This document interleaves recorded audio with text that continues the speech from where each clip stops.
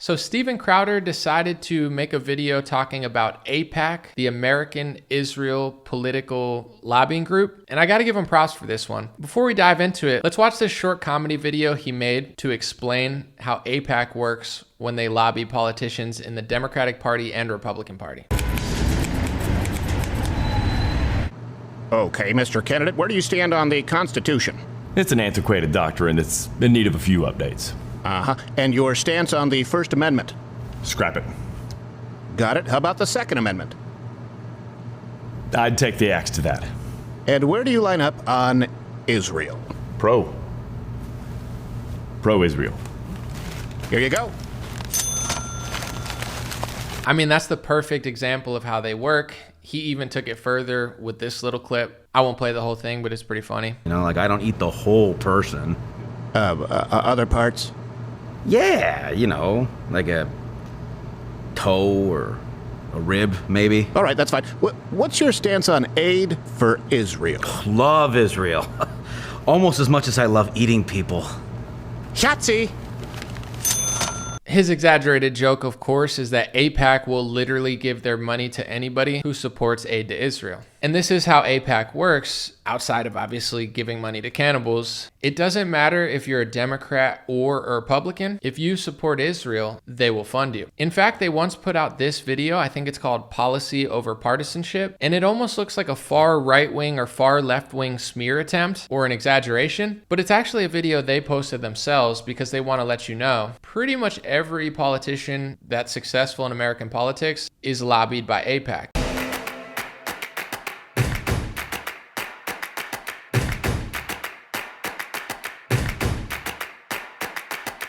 Please welcome Senate Democratic leader, the Senate Republican leader. Please welcome Speaker of the U.S. House of Representatives. Please welcome Secretary of State. I'm honored to introduce the Vice President of the United States. Ladies and gentlemen, the President of the United States. Please welcome back to the AIPAC stage the Prime Minister of Israel. From day one, Israel found itself in a unique alliance. The alliance between Israel and the United States of America. The United States will constantly and forever have Israel's back. Our strategic ally, our unbreakable friendship. America is safer when we stand with Israel. Because if you care about American security, you must care about Israel's security.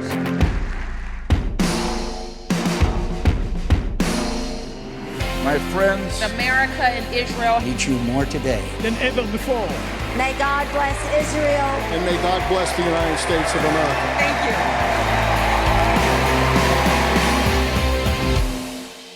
So that's just them letting you know it doesn't matter if it's Trump, Biden, Obama, Paul Ryan, Senate majority, Republican majority. They're like, we pretty much lobby everybody. And they constantly brag on their social media. I think their winning percentage is like 90-something%. I believe one of the only people they can't primary is Thomas Massie, even though they try. But Steven Crowder kind of explains his issue, and it makes total sense, even though Steven says he's pro-Israel, which good luck for Steven, because I figured this out a couple years ago. It doesn't matter how kind, polite, honest, or pro-Israel you are. Getting anywhere near this topic, they're going to call you anti-Semitic and falsely accuse you of hating an entire group of people in the same way the left will accuse you of hating minorities if you disagree with DEI. It's the same thing the right does, they just can't see it. So props to Steven Crowder. Let's get into this video. Now, here's the first claim I'm going to address, and this will get me sideways with conservative nonprofits who support Israel no matter what at every single point, including AIPAC, that AIPAC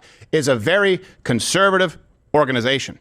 AIPAC's election war chest, financed by major donors, including several Republican billionaires and key GOP funders, has started imposing expensive consequences for lawmakers who express criticism of the U.S.'s unwavering support for Israel. Okay, here's the truth. AIPAC donates significantly more to Democrats than Republicans. They do donate a lot to Republicans. Again, their only qualifier is, do you support Israel, period. That is not an American ideal as far as policy. They give more to Democrats. So in 2024, Democrat candidates received from AIPAC, to give you an idea, $19.1 million. I believe this is a total of congressional and Senate candidates. Republicans, $15.7 million. The average contribution on a candidate-by-candidate basis for Democrats, $117,000. For Republicans, $66,000. So almost twice given to individual Democrats. His issue is not that they support Israel. His issue is that they're willing to fund the worst Democrats in the world that hate America, because as long as they support Israel, that seems to be the only thing that AIPAC cares about. Let's keep watching. So almost twice given to individual Democrats, to be clear. Let me give you some examples, by the way. And this is, look, I'm a Christian, and I sat in an evangelical church where, yeah, it was always support Israel. And by the way, of course, as Christians, we do believe that they have the right to exist to that land. Fine, but I'm separating that here. I didn't realize just how corrosive it was to have such a large organization supporting awful people who seek the destruction of your country. And here's the thing. That has nothing to do with Jews. For example, AIPAC gave 800... I just want to say this real quick, and then I'm going to get back to the video, where he says, we as Christians believe that Israel has a right to exist. Even if you think that Israel has a right to exist, if you disagree with anything that they do, they're going to call you anti-Semitic. If you disagree with foreign aid, they call you anti-Semitic.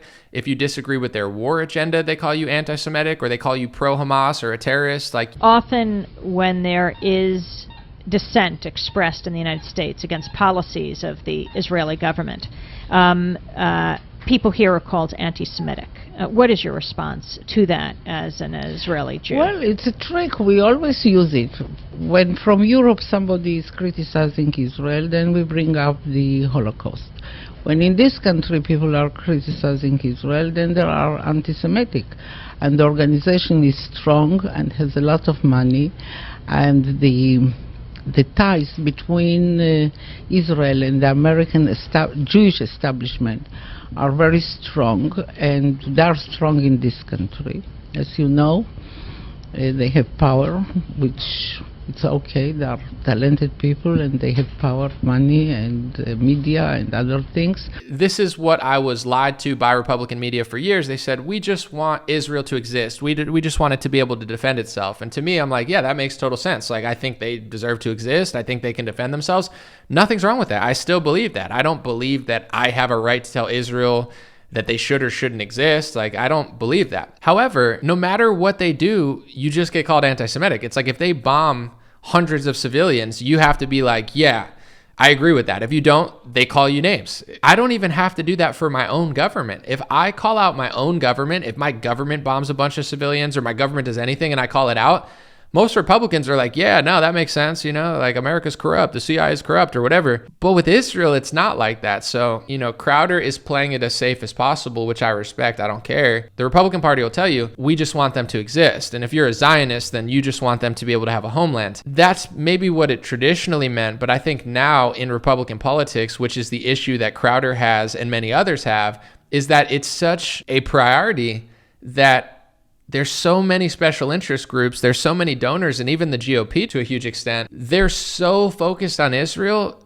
that America plays either second fiddle or 20th fiddle. And we're getting the short end of the stick, like he notices with all of the Democrats they fund, including John Fetterman. Let's listen again. $166,000 to Hakeem Jeffries. $519,000 to Debbie Wasserman Schultz. Kirsten Gillibrand, $480,000. Nancy Pelosi, only $8,000, but she doesn't need it. She has insider trading to fall back on. They gave her money in other ways. Yeah. And Chuck Schumer is on this same bandwagon as well. When Trump calls him a Palestinian, he's not supportive of Israel, Schumer is obsessively supportive of Israel. He's mentioned how much it means to him. He wrote a book about anti-Semitism. Trump is so Zionist first. He once said on a podcast that Israel used to totally own the U.S. Congress, and he's disappointed that they don't anymore. Well, the biggest change I've seen in Congress is Israel literally owned Congress. You understand that 10 years ago, 15 years ago. And it was so powerful. It was so powerful. And today it's almost the opposite. You have between AOC and Omar and these people that hate Israel. They hate it with a passion. They're controlling Congress, and Israel is not a force in Congress anymore. It's just amazing. I've never seen such a change. And we're not talking about over a very long period of time, but I think you know exactly what I'm saying. They had such power. Israel had such power, and rightfully, over Congress, and now it doesn't. It's incredible, actually. Like, imagine any other country. I don't care how pro-Israel you are. Do you want America to own the American Congress, or do you want another country to own the American Congress? And if your answer is another country, let's change the name and the flag of our country, because it's not America anymore. So he said another country rightfully had power over our Congress and literally owned our Congress, and now they don't, and he's disappointed. Israel literally owned Congress. You understand that. But I think you know exactly what I'm saying. They had such power. Israel had such power, and rightfully, over Congress. A few things. One, the media called Trump anti-Semitic for this because even though he's not, he kind of is anti-Semitic because he broke the IHRA anti-Semitism rules, which are the same rules being passed into Australia and Europe and South America and the United States of America. The Democrats and the Republicans, from Chuck Schumer to Donald Trump to Sarah Huckabee Sanders to Ron DeSantis, they're all passing the IHRA definition of anti-Semitism into law. Also, this idea that they don't have a lot of leverage in our Congress is a total lie. If you look at this chart, it shows you that most of Congress is lobbied by AIPAC, and there seems to be only about a dozen Republicans who aren't and 86 Democrats who aren't. So the majority of the Democratic Party is lobbied by AIPAC. Almost the entire Republican Party is lobbied by AIPAC. Trump points to a few fringe politicians who really have very little power in the Democratic Party as if they're taking up our whole government. And he's like, gosh darn it, another country needs to control our Congress. It's like, what?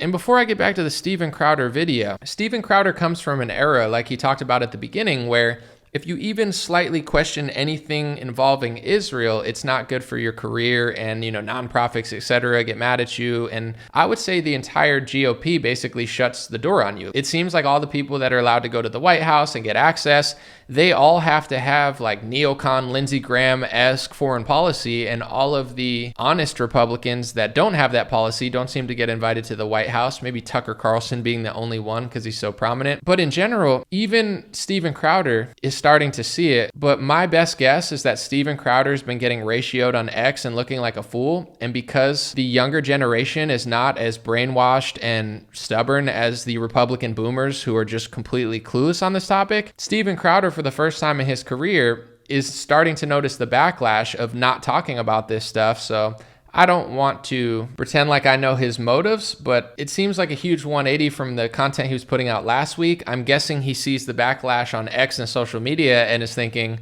for the sake of my career, I better start talking about this. I don't want to end up looking like Ben Shapiro and Andrew Klavan, like a fool. So the public waking up, I believe, has gotten Steven Crowder to cover this topic. And I'm grateful, and I want to positively compliment Steven for making a valid point in this video. Let's keep watching. So this is the issue here. You have people on the evangelical right who believe that Israel's our greatest ally. That certainly is likely the case, can be argued. That doesn't mean that AIPAC is if they're giving to Debbie Wasserman Schultz and Hakeem Jeffries, and they brag about how 98% of their candidates are elected. Well, hold on a second. Let me ask you. Am I supposed to be on board with AIPAC? Does it make me anti-Semitic? 98% of their candidates are elected. That's how powerful they are. I know they probably don't give the most money, but that's pretty successful. I don't know if any lobbying group has those numbers. Maybe they do, but that's wild. I'm guessing Thomas Massey's in the 2% that they can't vote out. And they brag about how 98% of their candidates are elected. Well, hold on a second. Let me ask you. Am I supposed to be on board with AIPAC? Does it make me anti-Semitic if I don't abandon my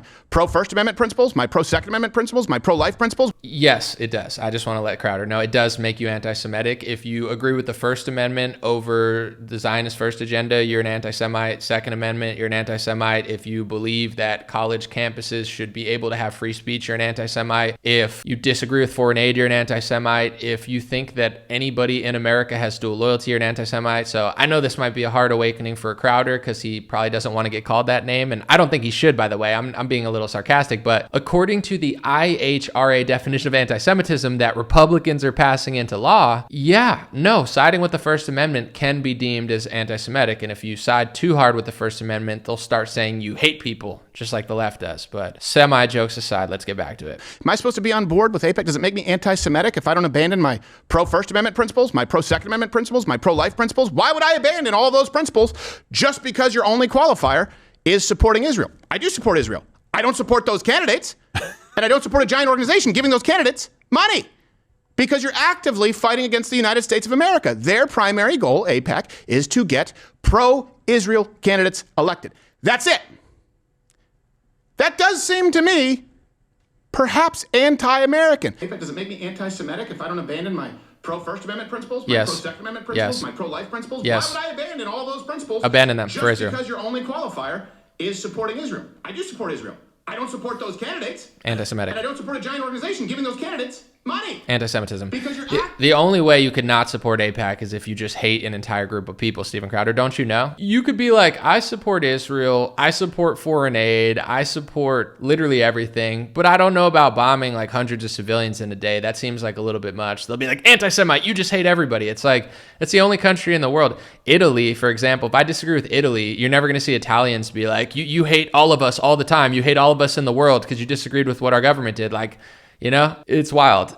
And imagine if Italians were passing IHRA anti-Italian laws to say that you can't say Italians own pizzerias, you can't say that Italians, you know, talk with their hands, you can't, like all the negative stereotypes or whatever stereotypes of Italians, like you're not allowed to say that Italians work in a mob, like they have all these special rules for themselves. You're not allowed to question, you know, the Italian government on this topic and that topic. As an Italian, you know, someone comes to me and they're like, what do you think about these Italian laws? And I'm like, you just hate all Italians. You just hate me. You just hate the country. You're just so hateful. You're just anti-Italian. Like, imagine if that's what is happening right now and people don't see it. If I was covering for those speech laws and acting like you were hateful instead of addressing how ridiculous and anti-American those speech laws were, it would seem like I was in on it. You know, trust is earned, not given through calling everyone hateful if they don't trust your intentions. Listen. I mean, JFK, yeah, it happened a while ago. I mean, you know, who cares? It's just like a thing in the past. I mean, come on, just give me 4, you know? Like, those are the vibes. But anyway, let's get back to Steven Crowder being honest, because now social media is pretty much demanding that people stop lying about this topic, which is an interesting switch. That does seem to me perhaps anti-American.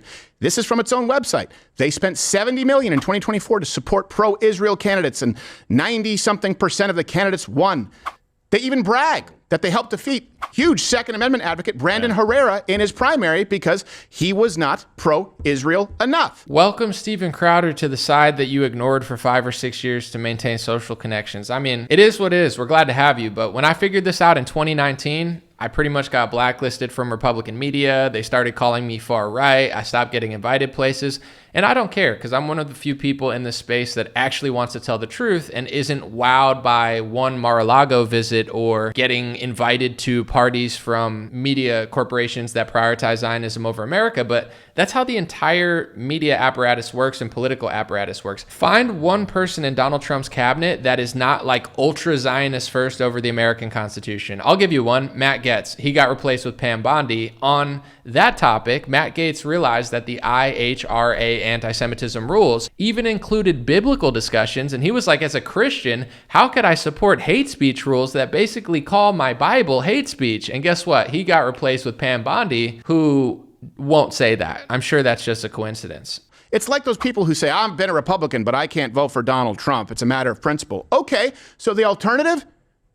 You abandoned all your principles to vote for Kamala Harris because you don't like Donald Trump? He may not be pro-life enough for you. It's a state, when we're talking about the state issue, Supreme Court. Okay, fine. The choice is a candidate who supports abortion all the way up until including birth, period, and violating your right to self-preservation and transitioning minors.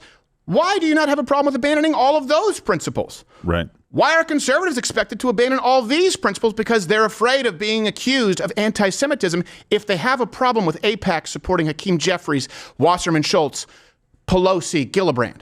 The only qualifier of AIPAC, and this is what I believe people have a problem with, it's a legitimate gripe. The only qualifier is, do you support Israel regardless of any other constitutional stances? And that's the only thing that this group cares about, lobbying American representatives as they advocate for American policy, and they're giving you money. Welcome to my world, Steven Crowder. Get ready for the press to smear you. It's not just the left, the right wing, the press will call you an anti-Semite too. That's what happens when you talk about this stuff. So good luck, Steven. I'm sure he'll be fine. Shout out to Rumble, too. I think they did some sort of situation recently where he's streaming on there. I like those guys at Rumble. But, he's talking about AIPAC, how they fund left and right-wing people, and they just don't even care about what the policy is. They'll fund horrible left-wing people against good right-wing people just based on that topic. Wait till Crowder finds out that one of the biggest donors in the GOP, the Adelson family, now Miriam Adelson, gives hundreds of millions of dollars to Trump. If I were to say, she gives money to Trump, so Trump does things for Israel, that's anti-Semitism according to the IHRA definition of anti-Semitism that Trump and DeSantis are passing. Because of course, to say that an American citizen has dual loyalty to Israel, well, that's just anti-Semitic. But once again, here's Donald Trump on stage pretty much admitting just that they were in the White House more than anybody who didn't work there, always asking for things for Israel, and it was never enough. Just as I promised, I recognized Israel's eternal capital and opened the American embassy in Jerusalem. Jerusalem became the capital. I also recognized Israeli sovereignty over the Golan Heights. Miriam and Sheldon would come into the White House probably almost more than anybody outside of people that work there. And they were always after, and as soon as I'd give them something, always for Israel. As soon as I'd give them something, they'd want something else. I'd say, give me a couple of weeks, will you please? So what it seems like is there's a bunch of people on the left and a bunch of people on the right who don't really care about America that much, and they just funnel a bunch of money into politics to get things done for a foreign country. And then they somehow convince Democrats and Republicans to pass these speech rules to say that it's hate speech and anti-Semitism for you to say that that's what they're doing. It's like not only are they doing it, but they're getting Republicans to pass speech laws to say that it's just hateful that you're noticing that they don't really care that much about America. But like Steven Crowder says, it's like if you could fund a horrible Democrat against a pro-Second Amendment Republican, you don't care about the Second Amendment. You don't care about the First Amendment. Donald Trump's administration doesn't care about the First Amendment. He's psyoping Republicans right now, and they're like, no, it's just for the really bad foreigners. That's what you think. If you want to know how far the Republican Party intends to go with crushing the First Amendment for their donors, read the IHRA definition of anti-Semitism. I brought up a tweet from 2019 where I talked about exactly what Steven Crowder's talking about now 6 years ago, and somebody wrote under it, they said, that's prophetic. I could lie to you like QAnon and say, I'm prophetic. I have the words, green screen, screen green, blue, blue sign, sign language. Helen Keller used sign language. Helen Keller, Kellerman, Max Kellerman was on ESPN, ESP, ESPN, NVIDIA, the stock. That's the one that's going to bring back JFK Jr. I'm a prophet. That's my QAnon impression. But, I can pretend like I'm a prophet. But the reality is, it's not prophetic. It's me reading the speech laws that they're passing into legislation and not just going to Mar-a-Lago hangouts and being like, look, I'm taking pictures with Bobby Kennedy at the White House. Yeah, I've seen influencers recently, they're like, oh, Candace Owens and Tucker Carlson are pushing Iranian propaganda. It's like now the neocons are like, it's not sketchy for me to have the same exact foreign policy as Lindsey Graham, Marco Rubio, and George Bush and that Atlantic writer. What is sketchy is Tucker Carlson saying the same thing he said in 2018, which is what Ron Paul says. Those are the real propagandists. It's the same thing they say with, oh, everything's Russian propaganda if you disagree with the deep state agenda in Russia. They do the same thing with Iran. They're like, you must be a Hamas Iran. It's like, no, Tucker Carlson just doesn't want war, and he's taking the same stance as Ron Paul and Thomas Massie. I know all these shills and these fake opposition new modern people, now that they get invited to the White House, think that they're going to come and smear the best journalists in our field. I think not. More and more people are waking up to this topic, and I believe that's why Steven Crowder covered it, because it used to be, don't cover this topic because it's not good for your career. Now that things are shifting to podcasts, social media is becoming more evolved. The boomer generation who never learns anything is getting older, and the younger generation is a lot more honest about this topic. Now Steven Crowder's like, I think I got to talk about this. I believe that's what happened. It's like, I'm looking dumb. Everybody doesn't like me. Like, I'm getting ratioed on all my posts. Okay, let me cover this. And, for whatever reason he did, I don't care. I'm glad he did cover it because once again, it's true. There are not just organizations like this on the left and AIPAC. The RJC, as I pointed out in other videos, the Republican Jewish Coalition, they're willing to spend unlimited money to stop Thomas Massie from taking Mitch McConnell's seat. People wonder why, oh, Thomas Massie can't get anything done. Because he's the only Ron Paul in Congress, and he's surrounded by a bunch of snakes and swamp rats who are taking money from pharmaceutical donors, AIPAC, and every donor in the world. And then they get on TV and they look just like you, and they're like, hey, patriot, I'm a cowboy. I support Donald Trump. Vote for, and then all the people in Texas, they're like, yeah, let's vote for this guy. It's the same trick over and over and over again. So if we want to get a Congress that's pro-America, we have to start looking at why it's not. And this is just one of the reasons. I'm not saying AIPAC is the only thing, but there's dozens of organizations on the left and right who do this similar thing. They don't care about America. They don't care about the Constitution. They just want to leverage the American government to do things for a foreign country. Let's just say I was Chinese and I wanted special Chinese speech laws to say you're not allowed to say that Chinese people are working for the Chinese government. You're not allowed to say Chinese people have dual loyalty to China. You're not allowed to say Chinese people do this and do that and do this.